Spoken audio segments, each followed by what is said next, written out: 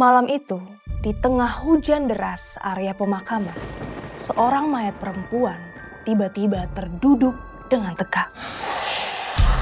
Dan yang bikin bulu kuduk makin naik. Dia menggendong seorang bayi kecil. Dan kamu kira itu bagian yang paling seram? Salah.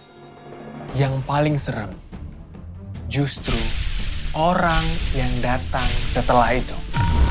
Follow terus cerita kita, dan mari kita masuk ke dunia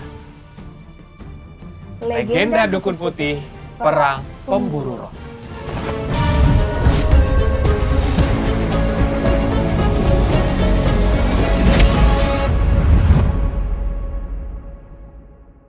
Tanggal 4 April 2003, cuaca langit mendung kelabu dan membuat udara terasa tipis. Ini membuat suasana hati menjadi tertekan dan nafas terasa berat. Di ujung utara pegunungan Papua, ada sebuah desa kecil tersembunyi bernama Murombe. Itu tempat di mana kurang dari 100 jiwa bermukim. Tradisi kuno telah diwarisi turun-temurun oleh warga asli Murombe. Salah satunya yaitu setiap tahun di tanggal 4 April, mereka melewati hari itu sebagai peringatan Hari Arwah. Saat senja tiba, setiap rumah menyajikan makanan terbaik mereka dengan meletakkannya di depan pintu rumah. Dan sesajen itu adalah upaya memberi makan arwah roh gentayangan. Konon, jika arwah itu menerima persembahan mereka, maka roh akan pergi tanpa mengganggu penghuni rumah. Saat itu hari mulai gelap. Setiap rumah akan menutup pintu dan jendela rumah dengan rapat-rapat lalu menguncinya. Pada hari itu, semua orang dewasa hingga anak kecil, semua akan berada di dalam rumah dan hanya akan berdoa dengan suara yang pelan dan berbisik. Dan di tengah malam itu, hujan mulai turun. Air menari di atas dedaunan membuat suara gemerisik, seperti langkah-langkah roh arwah yang sedang mengendap-endap. Lolongan angin menambah kesan yang membuat malam sunyi itu semakin menyeramkan. Di jalan masuk yang lumayan kecil untuk menuju desa, sesosok bayangan hitam samar-samar muncul di tengah angin dan hujan badai. Dia berjalan cepat melawan angin dan menembus kegelapan desa.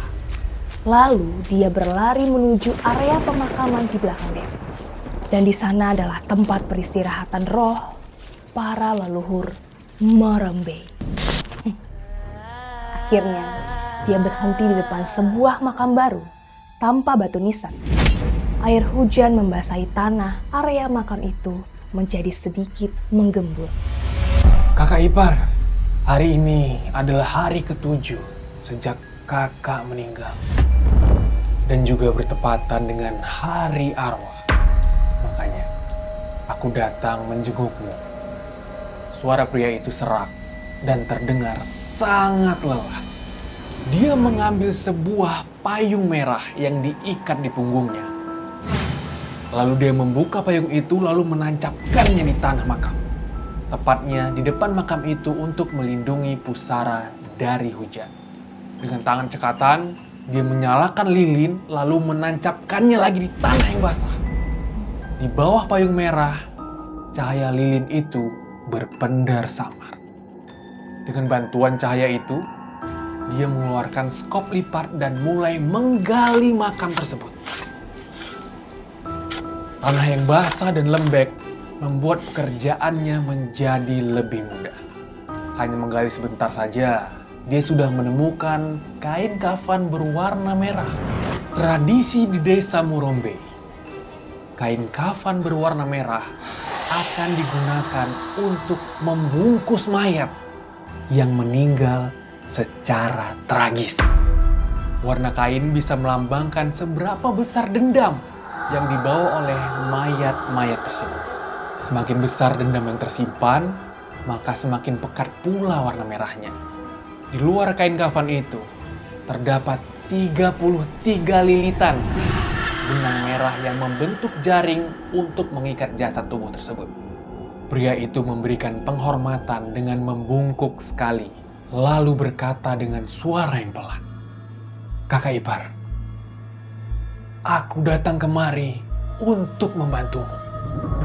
Dia memotong benang merah yang melilit pada mayat dengan menggunakan belati, lalu membuka kain kafan berwarna merah tersebut.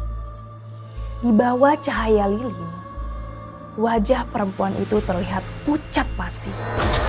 Matanya terbuka lebar dan wajahnya terlihat murka, seolah masih ada sesuatu yang masih tertahan di dalam dirinya. Udara di sekitarnya semakin dingin, seperti ada sesuatu yang merayap pelan dan membuat suasana semakin menegang. Pria itu menarik nafas dalam-dalam, mencoba untuk tetap tenang. Meskipun sebelumnya dia memang sudah pernah mempersiapkan diri untuk melakukan semua hal ini. Tapi pemandangan malam ini tetap membuat lututnya terasa lemas. Kakak ipar, kau meninggal saat melahirkan. Satu mayat, tapi 2 nyawa pergi bersamaan. Mereka tetap bersikeras harus mengikuti adat leluhur dan memisahkanmu dari bayimu dengan menguburkannya di tempat yang terpisah. Dan hari ini, tepat di hari arwah ini, aku, Davito, mempertaruhkan nyawaku dan berupaya membawakan bayimu kembali kepadamu. Sambil berbicara, dia merogoh sesuatu dari balik jaketnya, mengeluarkan sebungkus kain kecil dan membukanya. Dan ternyata isinya adalah mayat bayi. Davito meletakkan bayi itu dengan hati-hati di atas jasad tubuh sang ibu. Dia mundur beberapa langkah, lalu berlutut kembali di atas tanah. Tiba-tiba, di tengah hujan dan gemuruh angin, samar-samar terdengar suara tangisan perempuan.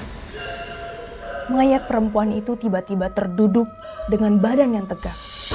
Kedua tangannya memeluk erat-erat bayi. Jari jemarinya mencengkram punggung anak itu dengan kuat sampai menancap ke dalamnya. Di sudut bibirnya terlihat ada senyum yang tipis, aneh, dan matanya menatap Davito tanpa benda. Seluruh badan Davito gemetaran dengan suara yang serak berkata, "Kakak ipar, aku sudah membantumu memenuhi keinginanmu. Sekarang, aku harap kakak bisa juga membantuku ya." Davito mengambil lilin yang ditancapkannya tadi ke tanah, lalu mendekatkannya ke wajah mayat perempuan itu. Dengan tangan yang sedikit gemetar, ia mengambil mangkuk tembaga dan menaruhnya di bawah wajah perempuan. Seakan menampung sesuatu yang lebih dari sekedar benda. Lalu tubuh perempuan itu seakan-akan bergerak pelan. Lehernya memiringkan kepalanya, mengikuti arah angin dari lilin Davito. Seolah ada sesuatu yang membuatnya patuh pada ritual itu. Tetes demi tetes, minyak mayat terjatuh ke dalam mangkuk tembaga. Perlahan-lahan membentuk satu lapisan yang tipis. Setelah kulitnya terbakar sedikit, sekarang wajah mayat perempuan itu semakin menjadi bengis. Lalu Davito menyimpan mangkuk tembaga dan lilin dengan cepat. Dia melihat mayat perempuan itu pelan-pelan kembali berbaring di dalam kuburannya sambil memeluk bayinya. Sekarang ekspresi wajahnya terlihat damai dan Davito akhirnya bisa menghela nafas dengan lega. Kakak ipar, kamu sudah kembali bersama dengan bayi ini. Dan dalam 49 hari, kakak akan berubah menjadi ibu dan anak mayat hidup. Nanti setelah kakak sepenuhnya menjadi mayat hidup, maka kakak bisa membalas dendam kakak yang belum terselesaikan. Untuk sekarang, beristirahatlah kak. Kumpulkan energimu. 10 menit kemudian, Davito menutup kembali makam yang dia gali tadi.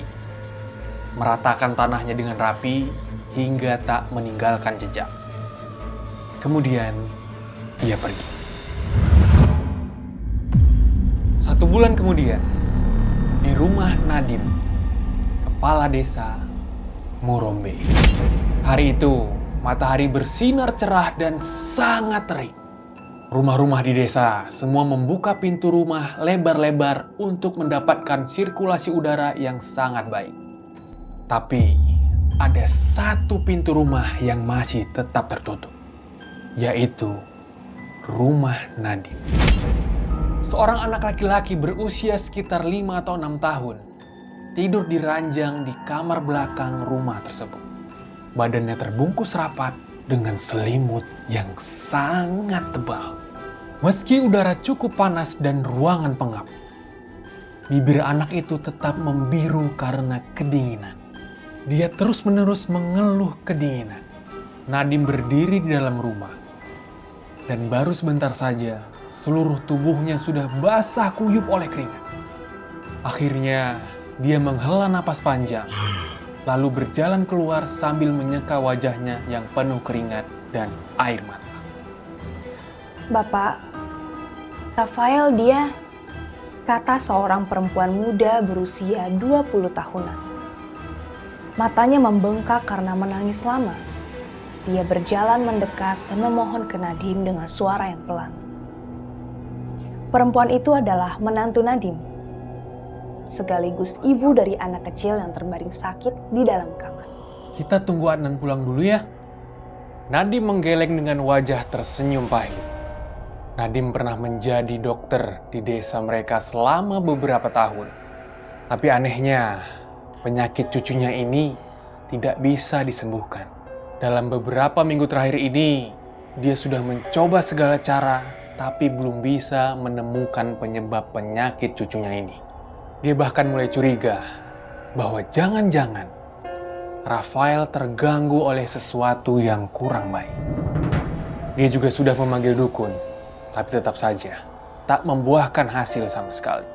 Satu-satunya harapan, yaitu cuma bisa bergantung sama anaknya yang sudah berangkat ke kota sejak tadi pagi. Diarahkan untuk mencari pertolongan dengan orang pintar di sana.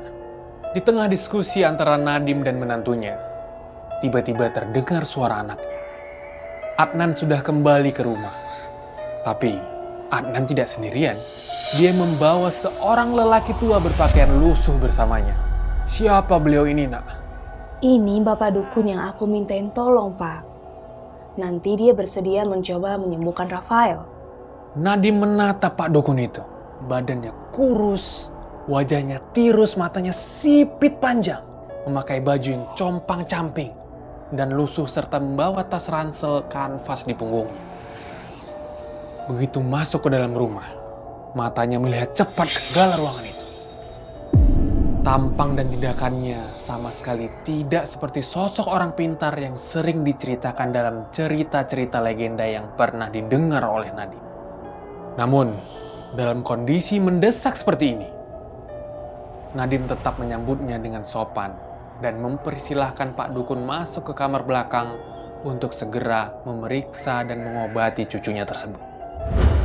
Ibu dan anak itu udah bangkit.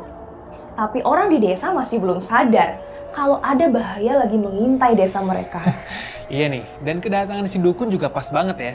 Kayak connect aja gitu, ada yang manggil. Padahal ya, yang paling serem itu sebenarnya bukan mayat hidup. Exactly. Justru orang yang sengaja ngebangunin mereka itulah. Bener banget. Dan malam ini kelihatannya suasana masih tenang. Tapi bencana baru aja dimulai. Oke, lanjut ikutin episode berikutnya. Kita lihat apa yang bakal terjadi nanti.